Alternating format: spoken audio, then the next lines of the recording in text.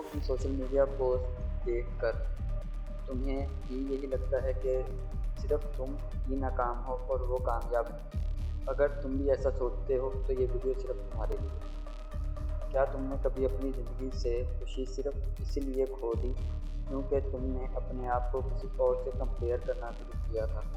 सोचो, एक पल में तुम अपने सपने गंवा देते हो सिर्फ इसलिए क्योंकि किसी और का सफ़र तुमसे तेज़ लगा। दोस्तों, आज हम बात करने वाले हैं एक ऐसे जहर के बारे में जो हमें अंदर ही अंदर खा रहा है, कंपैरिजन सिंड्रोम।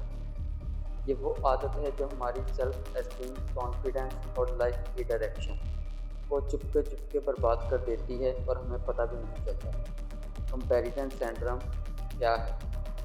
ये एक सिंपल लफ्ज़ों में कहें तो एक मेंटल ट्रैप है जिसमें हम अपनी वैल्यू को दूसरों के स्टैंडर्ड से नापते हैं। जैसे, उसके पास अच्छा फ़ोन है, मैं पीछे हूँ।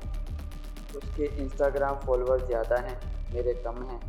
उसकी जॉब हाई पेइंग है और मेरी लो ग्रेड। और ये कंपेयर करने की आदत सिर्फ हमारी अचीवमेंट तक लिमिटेड नहीं होती। हम अपनी लुक, लाइफस्टाइल, रिलेशनशिप और हर छोटी बात तक मेजर करने लगते हैं। सोशल मीडिया जिसने आग में घी डाला। पहले ज़माने में कंपैरिजन लिमिटेड था, सिर्फ हमारे आसपास के लोगों तक। लेकिन आज एक स्वाइप में तुम दुनिया के टॉप मॉडल्स, बिलियनियर्स और लग्जरी लाइफ देख सकते हो। प्रॉब्लम ये है कि हम सिर्फ हाईलाइट रील देखते हैं, रियलिटी नहीं। एक रिसर्च के मुताबिक एक्सेसिव सोशल मीडिया यूज़ करने से डिप्रेशन और एंजाइटी का रिस्क 30% तक बढ़ जाता है क्योंकि हम अपने नॉर्मल डेज़ को दूसरों के बेस्ट डेज से कंपेयर करते हैं। कंपैरिजन का silent damage.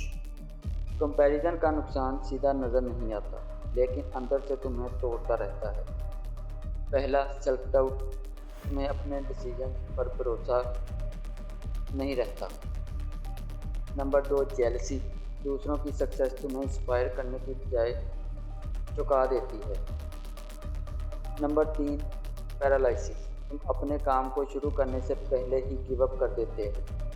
Number 4, gratitude loss.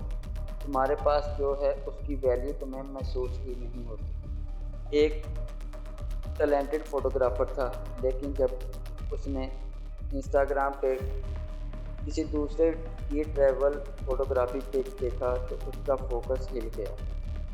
उसे लगा कि उसके पास ज़्यादा फॉलोअर, बेटर कैमरा और लग्जरी ट्रिप थी। उसने अपने काम पर डाउट करना शुरू किया और धीरे धीरे उसने फोटोग्राफी छोड़ दी। 6 महीने बाद उस दूसरे फोटोग्राफर ने रिवील किया कि उसके सारे ट्रिप स्पॉन्सर्ड थे और पिक्चर्स हैवीली एडिटेड थी। समझे? कंपैरिजन ने उसका टैलेंट मार दिया जबकि दूसरे की लाइफ सिर्फ एक फिल्टर्ड इल्यूजन थी। कंपैरिजन सिंड्रोम तुम्हारा असली दुश्मन नहीं बल्कि तुम खुद हो। अब जब हमने समझ लिया कि कंपैरिजन सिंड्रोम कैसे शुरू होता है, अब बात करते हैं इसके पीछे छुपे हुए साइकोलॉजिकल ट्रैप जिनमें हम बिना समझे गिर जाते हैं। नंबर 1 पे आता है highlight reel versus real life trap. Social media पे जो तुम देखते हो वो किसी की पूरी ज़िंदगी का सच नहीं होता। तुम बस उनकी हाईलाइट्स रील देख रहे होते हो। सबसे अच्छी तस्वीर, सबसे बड़ी अचीवमेंट, सबसे खुश मोमेंट, लेकिन तुम अपनी ज़िंदगी का रॉ फुटेज देखते हो। Struggles, boring moment, failures. Result, तुम कंपेयर करते हो उनकी बेस्ट मोमेंट को अपने वर्स्ट मोमेंट से और नेचुरली तुम्हें लगता है कि तुम पीछे हो, तुम कम हो। Number 2, social approval addiction. इंसान का ब्रेन डोपामिन का एडिक्टेड हो जाता है जब उसे लाइक्स, कमेंट्स और शेयर्स की लत लग जाती है। जब तुम किसी को वायरल होते देखते हो तो तुम्हारे अंदर एक जेलसी मिक्स्ड विद डिज़ायर का इमोशन होता है। तुम सोचते हो, यार मेरे साथ ऐसा क्यों नहीं होता। ये फीलिंग तुम्हें सेल्फ वर्थ को नंबर से मेजर करने पे मजबूर करती हैं। फॉलोअर्स कितने, लाइक कितने, व्यूज़ कितने। Number 3, success timeline myth. सबका अपना स्पीड और सीज़न होता है। एलन मस्क ने 12 साल की एज में कोडिंग स्टार्ट की। कोलोनल सैंडर्स ने 65 साल की एज में KFC शुरू की। लेकिन जब तुम दूसरों की सक्सेस देखते हो, तुम अपने अभी के मूवमेंट को उनके पीक मूवमेंट से कंपेयर करते हो और रिजल्ट तुम्हें अपने ऊपर प्रेशर महसूस होता है जो तुम्हें मेंटली और इमोशनली एग्जॉस्ट कर देता है। Number 4, toxic self talk. Comparison syndrome का सबसे डेंजरस इफेक्ट होता है तुम्हारा अपने आप से बात करने का तरीका। तुम शुरू कर देते हो, मैं कभी उन जैसा नहीं बन सकता, मैं लूज़र हूँ, मेरे पास टैलेंट ही नहीं है। ये थॉट्स तुम्हारे सबकॉन्शियस माइंड में प्रिंट हो जाते हैं और फिर तुम अपने पोटेंशियल का 10% भी यूज़ नहीं कर पाते। सॉल्यूशन या framework. 3 steps detox from comparison syndrome. Step 1, अपनी जर्नी को डॉक्यूमेंट करो। रोज़ की एक जर्नल रखो जिसमें तुम लिखो, आज तुमने क्या सीखा, कौन सा काम कंप्लीट किया, कौन सी चीज़ में इम्प्रूवमेंट हुई।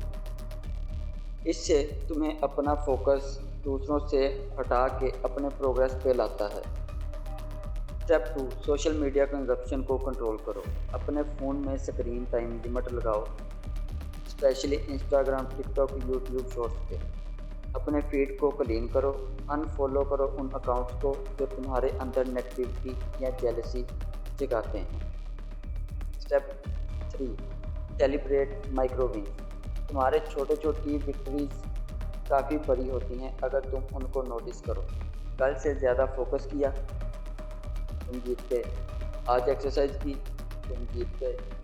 किसी की हेल्प की, यू आर द विनर।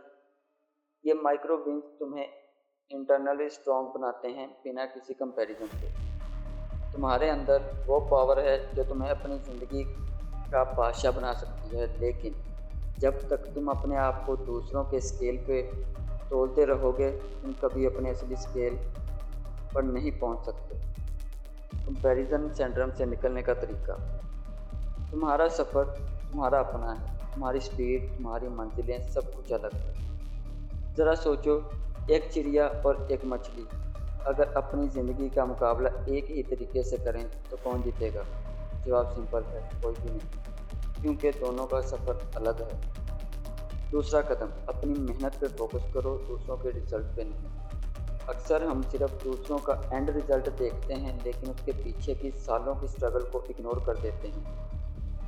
तीसरा कदम, अपने स्टैंडर्ड सेट करो। कल तुम कहाँ थे, आज कहाँ हो और कल कहाँ पहुँचना है। बस इस स्केल पे अपनी प्रोग्रेस मापो। चौथा कदम, डिजिटल डिटॉक्स। सोशल मीडिया को लिमिटेड करो क्योंकि ये तुम्हें सिर्फ हाईलाइट रील्स दिखाता है, असली कहानी नहीं। कंपैरिजन का इलाज सिर्फ एक ही है, ग्रेटिट्यूड। रोज़ 3 चीज़ें लिखो जिनके लिए तुम शुक्रगुजार हो। शुक्रिया तुम्हें उस जगह पे लाता है जहाँ तुम खुद की वैल्यू समझने लगते हो। याद रखो, तुम किसी की कॉपी बनने के लिए नहीं आए, तुम अपने एक यूनिक मास्टरपीस खुद हो। जब तुम अपनी रेस पर फोकस करते हो, तुम खुद से जीत जाते हो और यही असल सक्सेस है। तुम अपने सफ़र के हीरो हो और हीरो कभी कंपैरिजन नहीं करते। हीरो सिर्फ मेहनत करते हैं और अपनी मंजिल तक पहुंचते हैं।